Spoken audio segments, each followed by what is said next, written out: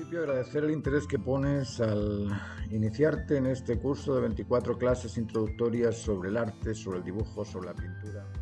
Este es un curso introductorio que pretende despertar el interés en el conocimiento de las artes. Aquí descubriremos los significados del arte, de la belleza, de la creación, de la apreciación, entre otros muchos, y además vamos a ir comprendiendo los procedimientos técnicos de la pintura. Además iremos observando la anatomía del cuerpo humano, iremos comprendiendo también cómo proyectar los cuerpos en el espacio mediante ejercicios de perspectiva. Vamos a iniciar esta primera clase, es una clase meramente explicativa, vamos a aclarar los conceptos y los significados del arte, de la creación, de la apreciación y de la belleza, así como algunos de los valores contenidos en el arte. Después de esta clase, después de esta charla, os voy a pedir que hagáis un pequeño ejercicio. Es importante que realicéis los ejercicios después de cada clase porque en esos ejercicios os dais cuenta si habéis podido absorber el contenido de la clase. Aquí comienza nuestra primera clase sobre el significado del arte y sus valores.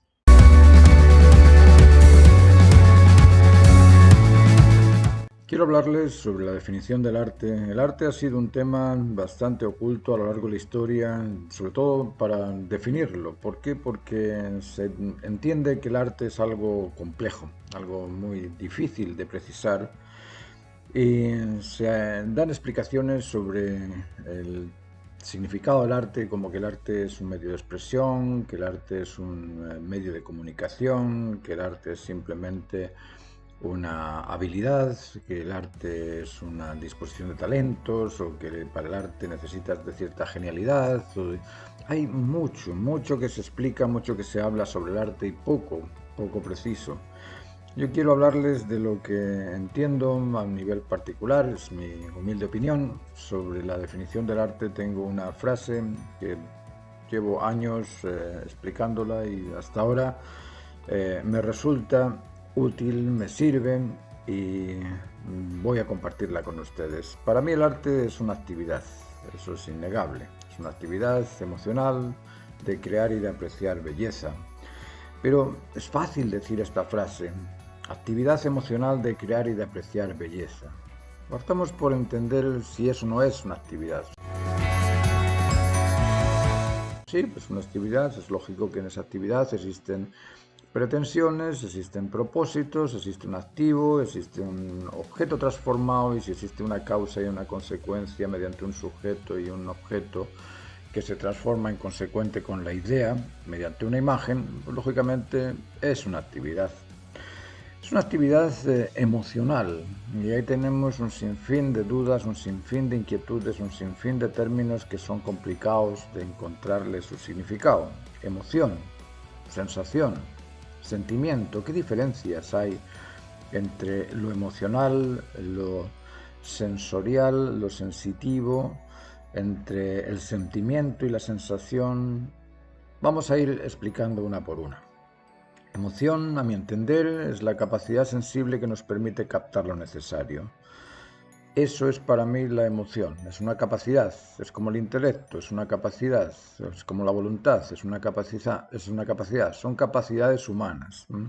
Capacidades sensibles, capacidades que sí, que nos permiten percibir mediante los sentidos, que nos permiten también estimularnos o impulsarnos a hacer una cosa u otra. Es decir, la emoción es un mecanismo de percepción, un mecanismo de proposiciones y un mecanismo también de propuestas. Luego, la emoción es una capacidad, es la capacidad sensible que nos permite percibir las sensaciones.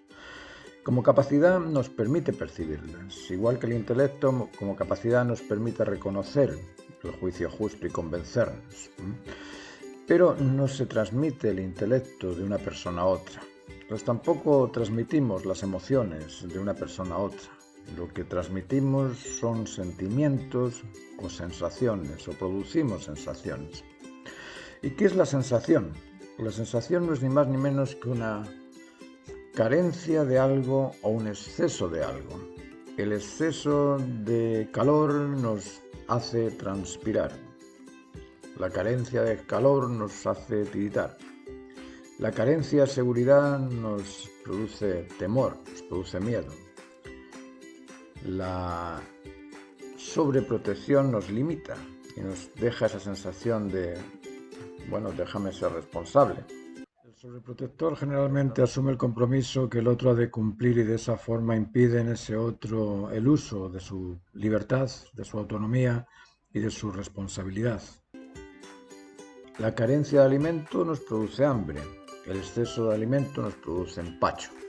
Es decir, todo ese tipo de sensaciones, si os fijáis, si las analizáis, os vais a dar cuenta de que son excesos o son producto por el exceso, o son producidas por el exceso o por la carencia de lo normal. Luego sabemos que la emoción es una capacidad y la sensación es una especie de estímulo, una especie de impulso, una especie de ansiedad, una especie de angustia, una especie de sensación, no es ni más ni menos que una alteración del estado normal mediante una disposición nerviosa, mediante estímulos nerviosos. Toda sensación produce estímulos nerviosos. Eso es una sensación. La sensación del frío me produce algo en el cuerpo. La sensación de hambre me produce algo en el cuerpo. ¿Qué es sentimiento? Sentimiento, según yo lo percibo, el sentimiento es el recuerdo de una sensación. Es decir, yo tuve la experiencia del terremoto, del gran terremoto de Santiago de febrero del 2010, y esa experiencia del terremoto me hizo comprender ciertas cosas que ocurren en un terremoto, pero cuando esas cosas se las trato de conversar, o sea, trato de hacer sentir a una persona que nunca ha sentido el terremoto, que nunca ha tenido esa sensación, no lo comprende. Yo le llamo a mi hermano que está en España y le digo, oye, aquí hubo un terremoto durante 3 minutos y medio y la intensidad del movimiento. ¿Y cómo era ese movimiento? ¿Era como cuando se mueve un barco? No. ¿Era como cuando se mueve un avión? No. ¿Era como cuando se mueve? No es así el terremoto. El terremoto es otra cosa. Eso que uno ha sentido mediante sensaciones lo puedes compartir y transmitírselo a aquel, bueno, lo puedes transmitir a cualquiera, pero ese cualquiera que lo va a comprender va a ser sola y exclusivamente aquel que lo ha sentido a nivel de sensación. Por eso que nos cuesta tanto comprender a los ancianos, porque tienen un tipo de mentalidad y experiencias que nosotros no tenemos. Nos cuesta tanto comprender al experto, porque tiene un conocimiento que nosotros todavía no comprendemos. Nos cuesta comprender a la pareja, porque resulta que la pareja es de un sexo distinto al mío. Entonces, hay sensaciones que yo nunca he sentido, nunca tuve la sensación de un parto, nunca tuve la sensación de un embarazo, entonces no puedo. Sí, puedo hacerme una idea y ponerme en la posición, plantearme una posición imaginaria de qué se siente en el momento del parto, pero no puedo comprenderlo a nivel eh, como lo podría comprender la persona que ha tenido la misma experiencia. Luego, el sentimiento es ese recuerdo de la sensación que podemos transmitir únicamente a aquellas personas que comparten la misma sensación que hemos tenido nosotros. En ese sentido, los sentimientos se comparten con la experiencia vivida de esa sensación. Nosotros en el arte estamos creando imágenes para que el otro sienta lo que nosotros sentimos al percibir esa imagen y al graficarla. Si tengo un paisaje con una puesta de sol, lógicamente quiero que lo vea alguien que lo aprecie, y para que lo aprecie esa persona ha tenido que ver una puesta de sol parecida, porque si no, no reconoce lo que está viendo. Luego, la emoción es la capacidad sensible que nos permite captar lo necesario. La sensación no es ni más ni menos que un exceso, una carencia de lo normal, y el sentimiento es el recuerdo de una sensación sufrida o disfrutada. Ahora decimos que el arte es una actividad emocional de crear. ¿Y qué es crear?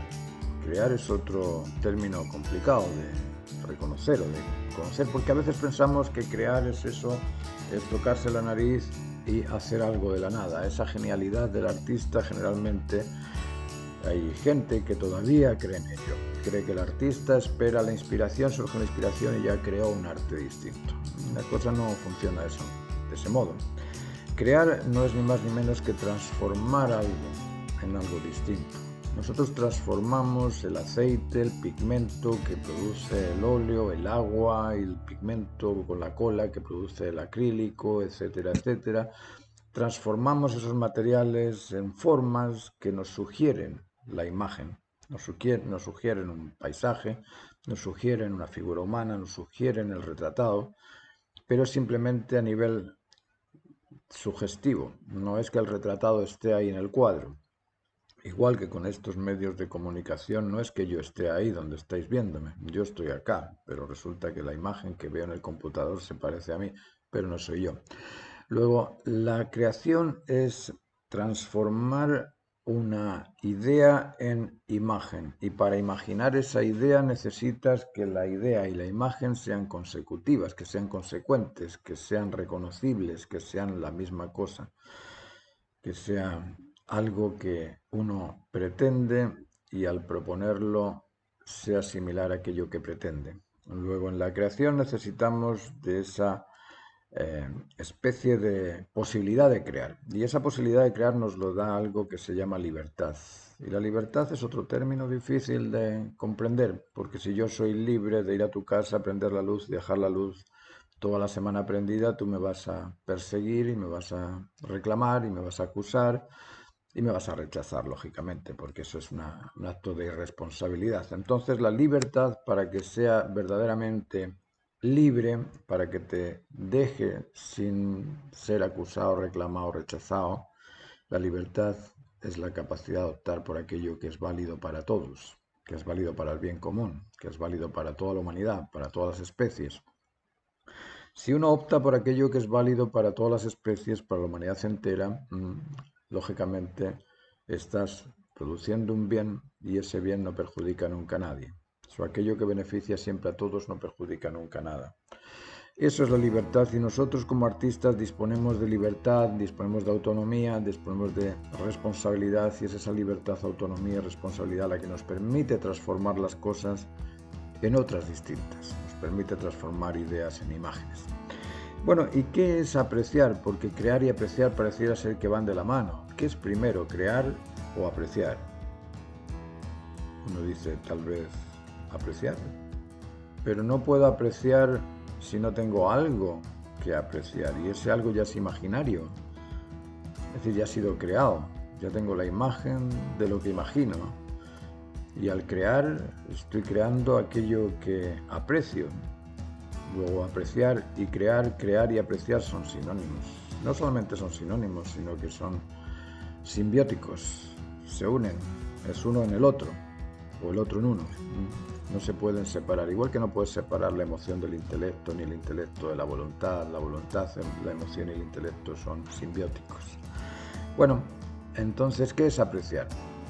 Apreciar no es ni más ni menos que dar o recibir el valor del observado. Una cosa es observar las cosas con los ojos, con los sentidos, que eso es sensorial, y otra cosa es la apreciación, que es valorar aquello que estoy observando. Es decir, cuando yo miro aquello, un árbol, no estoy apreciando, estoy simplemente mirando, estoy observando.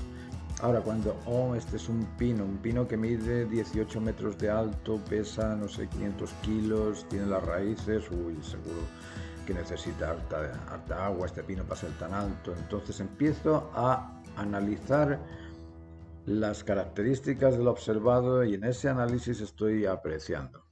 Su apreciar es dar o recibir el valor del observado. Y por último, ¿qué es belleza?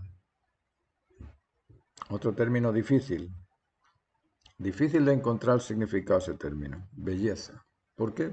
Porque belleza, todo el mundo cree que sabe lo que es la belleza. Todo el mundo. Porque, eso es bello. Y como es bello, como lo acabo de declarar que es bello, ya sé lo que es. Pero cuando le preguntas, bueno, defíneme el término. ¿Qué es belleza?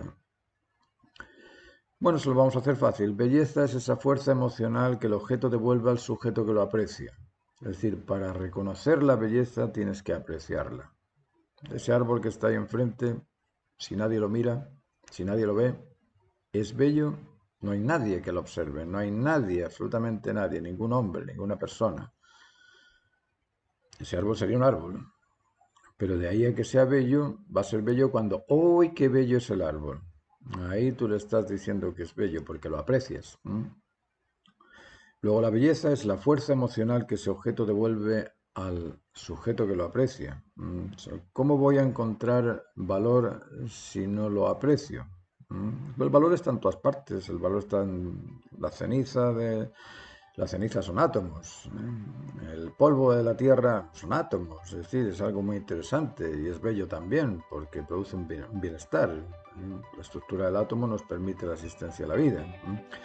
Luego, en todo, en los átomos, en las moléculas, en las partículas, en los vegetales, en los animales, en el hombre, en todas las cosas hay belleza. Pero necesitan del apreciador que lo reconozca. Y en ese reconocimiento se establece. Esto es como el amor está en todas partes, porque el amor es la fuerza que une. Y todas las cosas están conectadas, y todas las cosas son amor, todas las cosas están unidas. Bajo esa definición de que el amor es la fuerza que une. Pero el amor solamente se establece cuando encuentras a dos similares con la necesidad de ligarse. Cuando esos dos similares con la necesidad de ligarse se ligan, los dos disfrutan de la conectividad, los dos disfrutan del amor. Pero cuando se separan, cuando se odian, cuando se rechazan, cuando se oponen, en esa oposición se separan. No hay amor, hay desprecio. Y el aprecio y el desprecio son dos cosas totalmente contrarias. Apreciar es darle valor a las cosas. Despreciar es rechazar el valor de las cosas. Luego, oponerse es distinto a diferenciarse. Nosotros podemos ser distintos, pero no opuestos. Las diferencias no pasa nada con ellas. Pero cuando nos sentimos opuestos estamos obligados a defendernos, porque tú te opones a mí, yo me opongo a ti. Entonces ahí nos establece el valor. Luego la belleza es aquel estímulo de complacencia que recibes cuando aprecias. En ese momento de apreciar se recibe esa estimulación sensorial o sensitiva que produce el placer, la satisfacción, el gozo, y a eso es a lo que llamamos belleza. Luego la belleza es buena y la belleza es cierta a la vez. Aquello que es bueno va a ser justo, se va a ajustar porque es bueno, se ajusta, y aquello que se ajusta beneficia también, satisface. O aquello que satisface, beneficia y se ajusta es simbiótico, está ligado, es una sola cosa. Bueno, con esto yo creo que queda clara la definición de qué es el arte. El arte es una actividad emocional de crear y de apreciar belleza. Y dentro de este arte, dentro de esta misma comprensión de los valores del arte, os quiero contar cuáles son los valores más importantes del arte. En el arte existen valores objetivos y valores subjetivos. Valores objetivos que son observables, son visibles, podemos conversarlos y llegar a buen término porque podemos reconocer aspectos de uno y otro que lo hacen ser más o menos valiosos. Porque el valor también tiene esos estratos. No es lo mismo el valor filial, el valor del amor filial, que el valor del amor conyugal, que el amor del valor parental. No es lo mismo. Son distintos tipos de amor. Igual que no es bonito, no es lo mismo lo bonito, lo lindo, que lo precioso, que lo maravilloso. Hay distintos rangos dentro del valor. Valor es la cualidad contenida en el objeto que satisface al sujeto que lo aprecia. Eso es valor. Y los valores del arte son valor temático, compositivo, gráfico, tonal, cromático, de oficio. Esos valores son observables. El valor temático, si el tema es trascendente y es universal y es iconográfico, lógicamente va a tener más valor que aquel tema que no es trascendente, que no es iconográfico y que no es universal.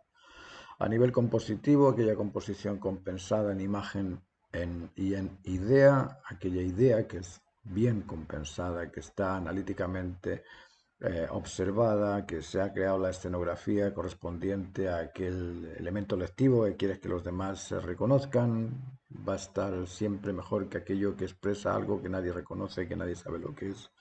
Y aquello que esté compuesto por normas de simetría, por la composición áurea, por algún tipo de compensación de tonos o de cromatismos, pues va a estar mejor que aquello que esté descompuesto, aquello que está desordenado. A nivel gráfico existe precisión y destreza. El valor de la precisión es importante, el valor de la destreza también. Aquello que tenga más precisión o que tenga más destreza en su grafismo va a ser más interesante que aquello que sea monótono, que sea todo parejo, todo igual, sin destreza y sin precisión.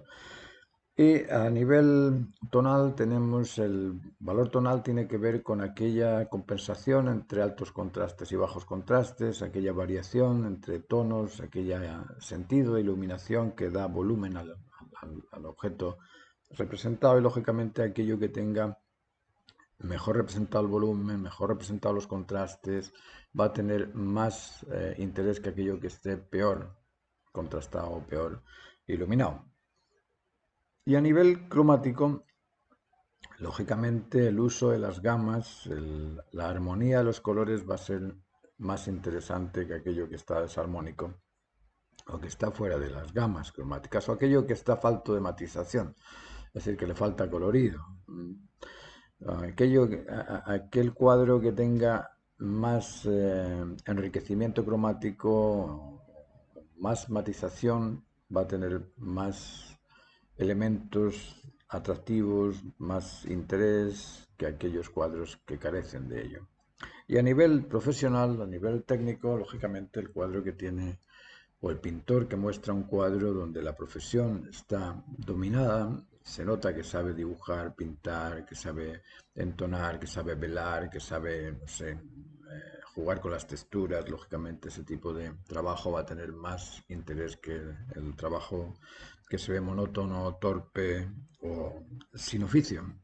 Luego, todos estos valores son objetivos y podemos evaluar uno u otro. Ahora, los valores subjetivos tienen que ver con el valor comunicativo, con el valor sentimental, con el valor lectivo, el valor intelectual que puedas observar en el cuadro, con esos valores económicos, que son valores que dependen de qué tanto quieres pagar por el cuadro, qué tanto quieres observarlo, qué cosas lees tú en el cuadro, porque el otro puede leer otras cosas distintas, o qué tanto te comunica o no, o qué tanto elemento sentimental sientes por el cuadro, porque lo pintó un amigo, lo pintó la abuela, lo pintó la madre, lo pintó el padre. Bueno, esos son valores que son particulares de cada uno, pero que no son medibles a la hora de observar una obra de arte. Bueno, espero que esta charla os haya aclarado un poquito la película sobre qué es el arte, cuál es su definición, cuáles son los valores que puedes evaluar en un cuadro y ver qué cuadro tiene más o menos interés. Después entran otros elementos en el aprecio de esos cuadros, el elemento más histórico, por llamarlo de alguna manera. ¿Qué es lo que tú has hecho socialmente también? Eso es otro tipo de valor que se incluye en el trabajo artístico. Y esta ha sido nuestra primera clase, espero que haya sido aclaratoria, que haya sido de vuestro interés y ahora os voy a poner unos pequeños ejercicios.